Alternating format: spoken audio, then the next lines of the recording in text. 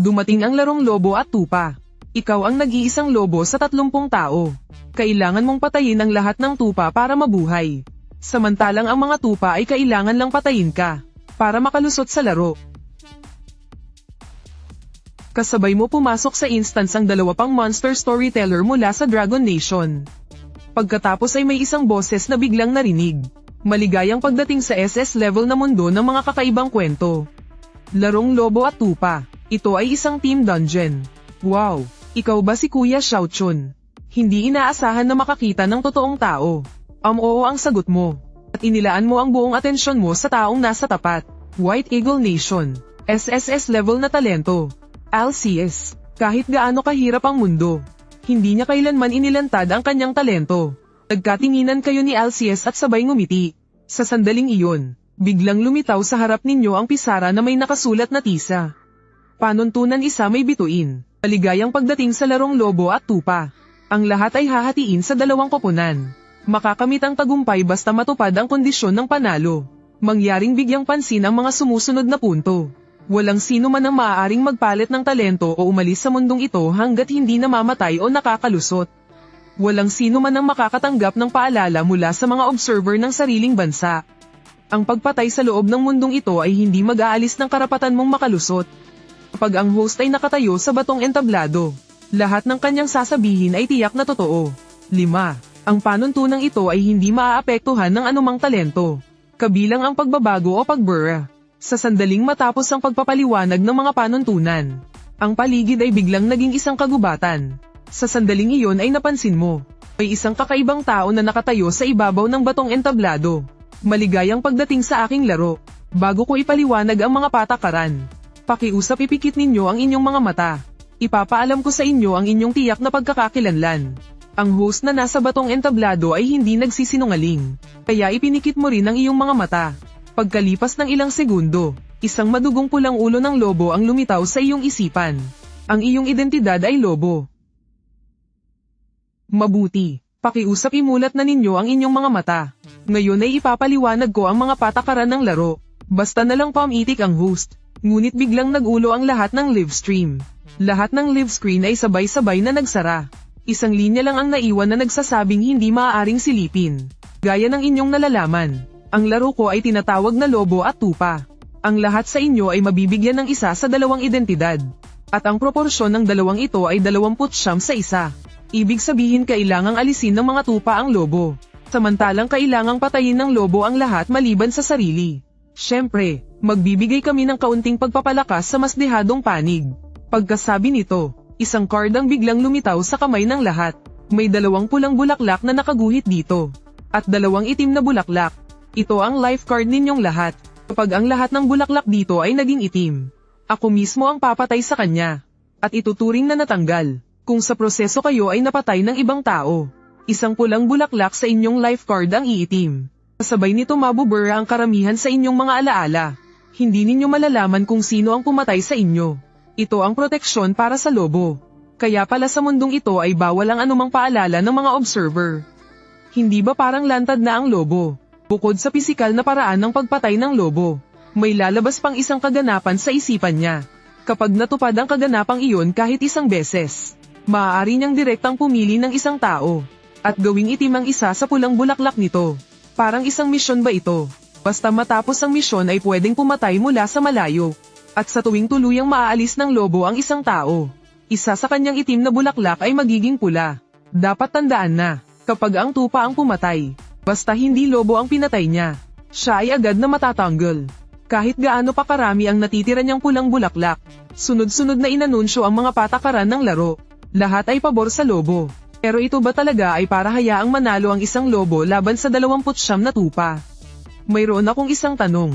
Tumayo si Ji Kang Shui ng Huoluo Nation. May paraan ang lobo para madagdagan ang pulang bulaklak.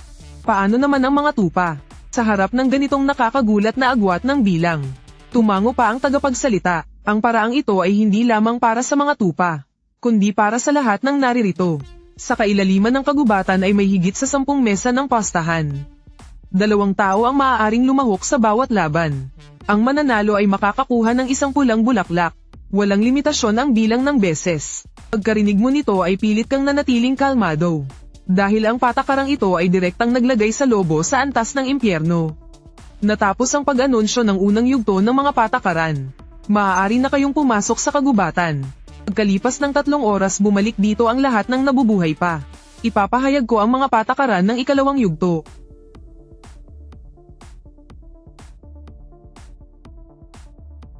Ay oo nga pala, nakalimutan kong banggitin kanina. Sa loob ng laro ay bawal bumalik dito ang lahat ng manlalaro.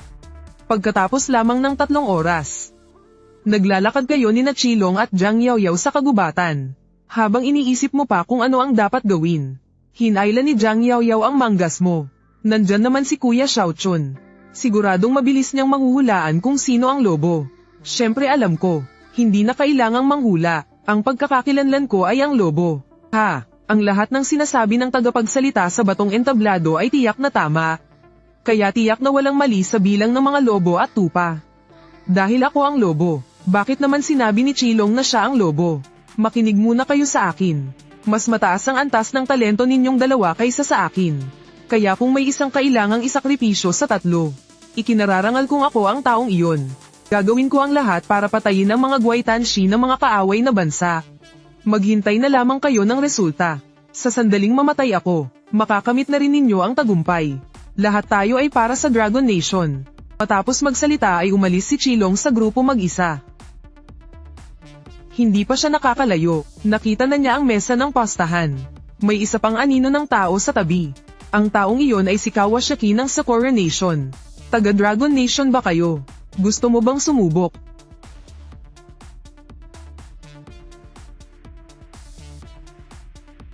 Ang batong upuan ay naglabas ng mapusyaw na asul na liwanag. Isang aninong ulo ng lobo ang lumitaw sa gitna ng batong mesa. Ang pangalan ng laro ko ay Sinungaling. Unang magsalita ang ginoong nakaupo sa kanan. Pagkatapos hulaan ng ginoong nasa kaliwa kung nagsinungaling siya. Kung mali ang hula ng ginoo, makakakuha ng isang pulang bulaklak ang kabilang ginoo. Makakakuha siya ng isang pulang bulaklak. At maaari niyang piliin kung aalisan ng isang pulang bulaklak ang ginoong iyon. Sa kabaligtaran, kung tama ang hula ng ginoo, pagpapalit ang gantimpala, ilagay ang kamay sa ibabaw ng batong mesa. Opisyal nang magsisimula ang laro. Ipinatong ni Kawashaki ang kamay sa kanyang hita at ngumising masama. Ang susunod kong sasabihin ay tiyak na totoo. Sana ganoon din ang maging hula mo. Oh, anong pakinabang nito sa iyo? Napakasimple. Hindi mo ba napansin na ang pustahang ito ay isang napakalaking bug? Ang mananalo ay makakakuha ng isang pulang bulaklak. Samantalang ang matatalo ay dedesisyonan ng nanalo kung mawawalan ng pulang bulaklak. Ibig sabihin maaari tayong magsalitan bilang panalo. Hanggang mapuno ang pulang bulaklak. Nang hindi siya sinagot ni Chilong, agad inilagay ni Kawashaki ang kanang kamay sa batong mesa. Ang pangalan ko ay Shin Kajiya.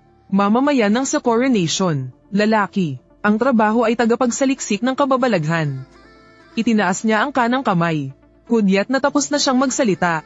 Ngumiti lamang si Chilong at inilagay ang kamay sa batong mesa. Nagsinungaling siya. Ano? Baliw ka ba? Napakalinaw na ng sinabi ko. Iipilit mo pa bang ibigay sa akin ang isang pulang bulaklak? Kumpirmado ba ang iyong pinili? Tinitigan ni Chilong ng mariin si Kawashaki. Sigurado ako, nagsinungaling ka. Tapos na ang laro. Nanalo ang ginoong nasa kaliwa. Pagkabigkas ng aninong ulo ng lobo. Nadagdagan ng isang pulang bulaklak ang life card ni Chilong. Imposible. Hindi niya maaaring malaman. Hindi ang tunay kong pangalan ang Kawashaki. Hindi pa rin sumusuko si Kawakaji. Paano mo nahulaan? Ikinaway ni Chilong ang kanyang kamay. Sa tingin mo ba maniniwala ako sa sinasabi ng isang taga Sakura Nation? Pagkasabi nito, tumayo si Chilong mula sa batong upuan. Dahan-daang naglakad patungo sa kailaliman ng kagubatan. Ay tama pala, hukom. Gusto kong bawasan siya ng isang pulang bulaklak.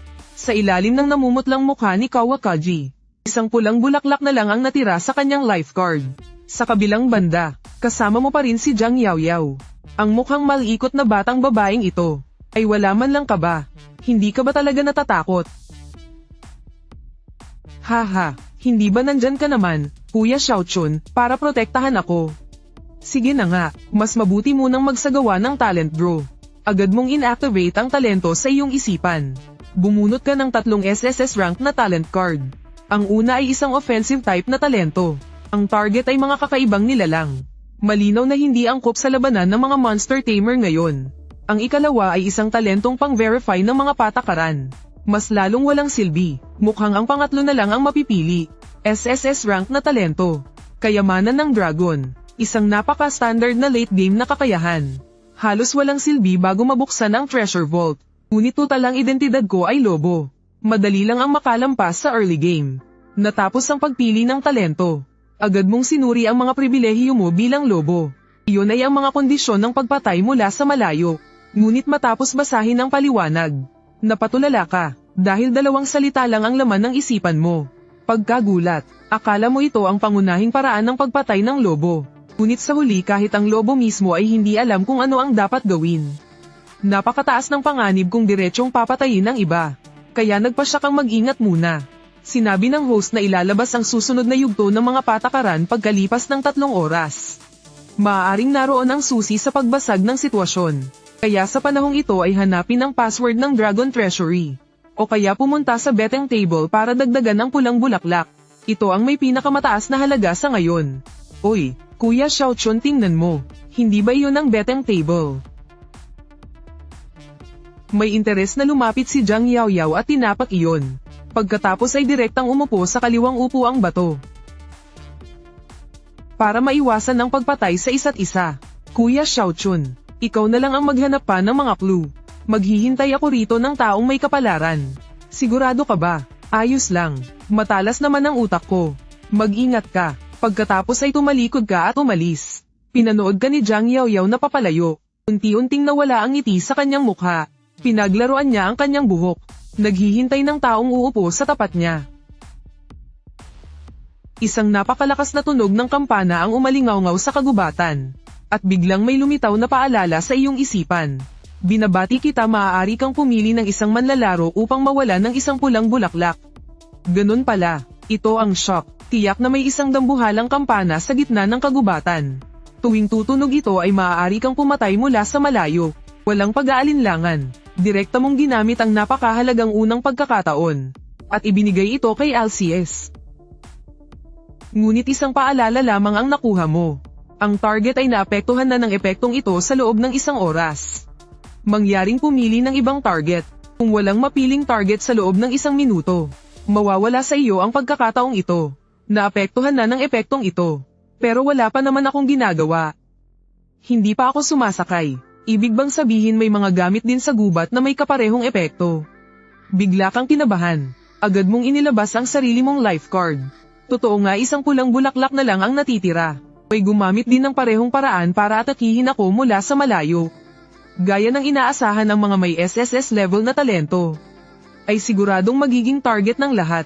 Ibig sabihin nito, bawat 1 oras ay siguradong mababawasan kami ng 1 pulang bulaklak. Hindi rin pala magandang masyadong sikat. Sa ngayon may 2 paraan ako para madagdagan ang pulang bulaklak. Una ay manalo sa betting table. Ikalawa ay tuluyang may himina ang ibang manlalaro. At pareho sa mga ito ay hindi madali. Kaya ang pinakamahalaga ngayon ay hanapin ang password ng Dragon Treasury. Naglibot ka pa sa gubat ng 9 na minuto. At hindi inaasahang may nakita kang kalahating papel na nakausli sa putik.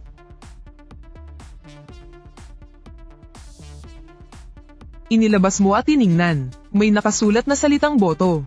Maaaring isa itong mahalagang gamit. Itatago mo muna. Napakalawak ng gubat, at kalat-kalat din ang mga betting table. Matagal ka pang naglakad, bago mo tuluyang makita ang susunod na betting table. Umupo ka sa kaliwang upuan. Tahimik na naghihintay ng kalaban. Pagkalipas ng 2 minuto at kalahati, napansin mong may 3 aninong papalapit mula sa malayo. Kuya, si Bai Xiaochun pala mula sa Dragon Nation. Agad ka ring napansin ng 3 na nakaupo ka sa batong upuan. Kuya, sasali ba tayo? Kakapanalo ko lang ng 1 laban. Mainit na mainit ang pakiramdam ko. Siyempre sasali. Lumapit ang 3 sa harap mo. Xiaochun Guangchen, 1 round. Mangyari. Ang pangalan ng laro ko ay Puppet Trick. Magkakaroon kayo ng 5 panimulang card. Bawat susunod na round ay dadagdagan ng 2 card. Siyempre, kailangan ninyong tuklasin ito mismo. Ang unang makapaglabas at mapanatiling buhay ang 7 puppet ang mananalo. O matapos ang 10 round. Ang may mas maraming nabubuhay na puppet sa field ang mananalo. Kung pareho ang bilang, ituturing na parehong talo. Ang nanalo ay madadagdagan ng 1 pulang bulaklak. Ang natalo ay mawawalan ng 1 pulang bulaklak. Nang ilagay ninyo ni Hawkins ang kamay sa batong mesa, biglang nagliwanag ang mesa ng madilim na asul. 1 pulang bulaklak na lang ang natitira sa akin. Ito ay tunay na laban ng panalo at laban ng buhay at kamatayan. Tiningnan mo ang iyong 5 cards sa kamay. 2 pulang puppet, 2 dilaw na puppet at 1 berdeng puppet. Bukod dito ay walang anumang paliwanag sa mga card. Marami ka ng null-wrong turn-based na card game. Ngunit ito ang unang beses na kailangan mong maghanap ng mga patakaran sa loob ng laro. Unang round, mangyaring maglabas ng card ang 2. Sa mga unang round ay pagsubok lamang. Kaya basta kang naglabas ng 1 pulang puppet. Samantalang si Husken ay naglabas ng 1 itim na puppet. May ika-4 pang kulay ng puppet.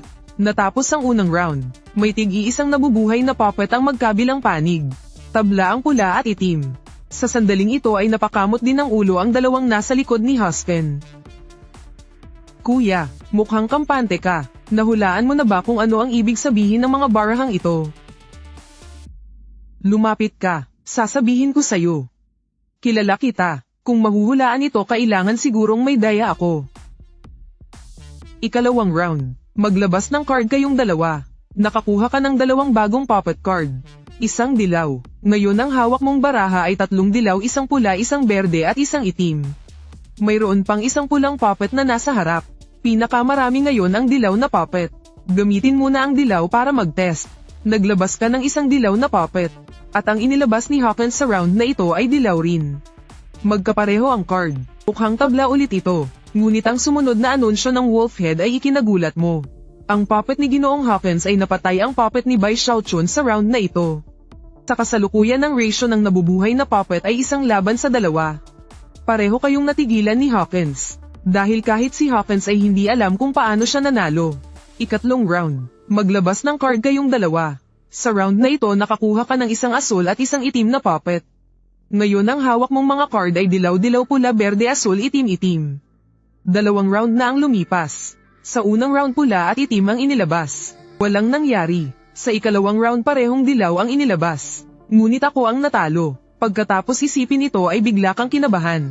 Maaaring hindi ang problema ay nasa 2 dilaw na card, kundi nasa 2 card sa unang round. Naisip din ito ni Hawkins sa sandaling iyon. Mukhang may espesyal na kombinasyon ng itim at dilaw. At ang dilaw na puppet na inilabas mo kanina ay nabawi na ng Wolfhead na hukom. Malinaw na hindi na maaaring gamitin muli ang taktikang ito. Ang huli mong card ay pula. Simula pa noon magkapareha ang pula at asul. Subukan nating patunayan. Naglabas si Hawkins ng itim na card. At ikaw ay naglabas ng asul na card. Sa round na ito napatay ng puppet ni Hawkins ang puppet ni Jiang Ran. Sa ngayon ang ratio ng natitirang puppet ay 1 laban sa 3. Kahit medyo magulo pa rin, may hawak pa rin akong dilaw at itim na puppet card. Dagdag pa ang 2 bagong card kada round. Kung swertehin, maaari kong ipagpatuloy hanggang dulo. Isang salita lang, sagad, Ginoong Xiaochun. Mukhang maganda ang takbo ng swerte ko. Hindi ba? Sinulyapan mo lang siya at hindi pinansin. Sa sandaling ito 1 pulang puppet na lang ang nasa field ko. Ngayon ang tanging paraan ay mag-trial at error para mahanap ang tamang kapareha ng pula. Ika-4 na round, maglabas ng card kayong 2. Sa bagong ikot nakakuha ka ng pulang at asul na puppet. Ang hawak mong mga card ay dilaw-dilaw, pula-pula, berde, asul, itim-itim. Walang lumabas na ika-6 na kulay. Ibig bang sabihin 5 kulay lang talaga ang puppet card? Unang round, pula at itim tabla. Ikalawang round, dilaw at dilaw talo. Ikatlong round, asul at itim talo. At ang naunang card ay may epekto sa kasunod. Kaya sa susunod siguradong dilaw ang ilalabas ni Hawkins. Tama nga, nakababa na si Hawkins ng 1 dilaw na puppet card. Paulit-ulit mong inalala sa isip ang lahat ng nalalaman. Bigla kang may napagtanto, kung tama ang hinala ko. Dilaw ang hawak mo ngayon, di ba? Sabi mo habang humuhugot ng pulang puppet card mula sa kamay. Mariing inihampas sa ibabaw ng mesang bato. Hindi ka ba tuluyang natalo na sa ulirat? 2 magkaibang baraha ay maaaring magbigay ng kombinasyon. Kahit isipin mo hindi dapat ilabas ang kaparehong kulay ng nakaraang baraha. Ngunit sa susunod na segundo ay napatulala siya. Ang puppet ni Ginoong Bai Xiaochun. Sa round na ito ay pinatay ang puppet ni Ginoong Hawkins. Sa kasalukuyan ng ratio ng natitirang puppet ay 2 laban sa 3. Hindi inakala ni Hawkins na matatalo siya sa round na ito. Mas mataas ba ang prioridad ng parehong kulay kaysa magkaibang kulay? Ika-5 round maglabas ng baraha kayong dalawa. Agad na lumitaw sa kamay mo ang berdeng at asul na puppet card. Eksaktong nadagdagan ang 2 pinakakaunting baraha ko. Ang hawak mong baraha ay dilaw-dilaw pula berde-berde asul-asul itim-itim. Habang nag-iisip pa si Hawkins kung anong baraha ang ilalabas, maaga mo nang inilapag ang isang baraha. Umunat ang noo ni Hawkins. Buwisit, siguradong may napansin siyang nakatagong patakaran. Kailangan ko ng sumugal. Naglabas si Hawkins ng itim na puppet card. At ang inilabas mo rin ay isang itim na puppet card. Gusto kong patunayan kung may kombinasyon sa parehong kulay. Natapos ang ika-5 round. Sa kasalukuyan ng ratio ng puppet ay 3 laban sa 4. Bahagya kang kumunat ang noo. Walang nangyari. Mali ba ang hula ko? Habang iniisip mo ito, biglang inalis ng aninong ulo ng lobo ang 3 baraha ni Hawkins. Galit na tinapak ni Hawkins ang mesa. Ano ginagawa mo? Isinasagawa ko ang patakaran. Inilunsad ni Ginoong Bai Xiaochun ang epekto ng lindol. Kaya kailangan kong alisin ang 3 mong baraha. Lindol, bakit siya pwedeng maglabas? Samantalang ako ay hindi. Ikaw ang unang gumamit ng espesyal na epekto sa larong ito. Ginamit mo na ito noong ika-2 round ang epekto ng matalim. Hindi na nagbigay ng dagdag na paliwanag ang aninong ulo ng lobo. Ika-6 na round, mangyaring maglabas ng baraha kayong dalawa. Lindol Talem, gaya ng inaasahan. Magkaiba rin ang epekto na naia-activate ng magkaibang baraha. Ang larong ito ay hindi talaga simpleng tinatawag na palabas ng manika. Kailangan lamang naming tingnan ang kulay ng mga manika. Kung gayon ang tunay na pangalan ng larong ito ay 5 elementong baraha. Ang 5 kulay na dilaw, berde, asul, pula, itim ay tumutugma sa metal, kahoy, tubig, apoy, lupa. Balikan natin ang buong laban mula sa ganitong pananaw. Sa unang round ay naglabas si Hawkins ng lupa, at ikaw ay naglabas ng apoy. Kaya walang nangyari. Sa ika-2 round ay naglabas si Hawkins ng metal. Ikaw rin ay naglabas ng metal. Ngunit dahil sa siklo ng paglikha ng 5 elemento, ang lupa ay lumilikha ng metal. At ang apoy ay hindi makabubuo ng kombinasyon sa metal.